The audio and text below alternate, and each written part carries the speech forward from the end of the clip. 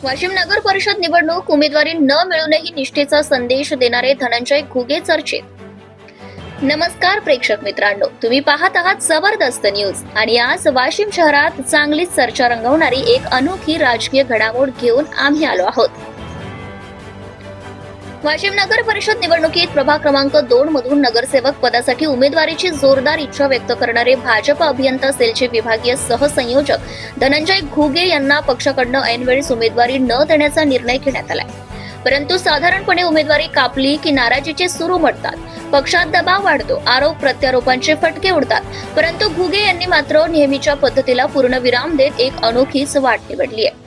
उलट नाराजी व्यक्त करण्याऐवजी त्यांनी उमेदवारी कापल्याबद्दल धन्यवाद असे लिहिलेले फ्लेक्स शहरात झळकावले। सोबतच पक्षनिष्ठा सिद्ध करण्याची संधी दिल्याबद्दल आभार असा मजकूरही त्यांनी खास लिहिला आणि पाहता पाहता हे बॅनर शहरात चर्चेचा विषय ठरले।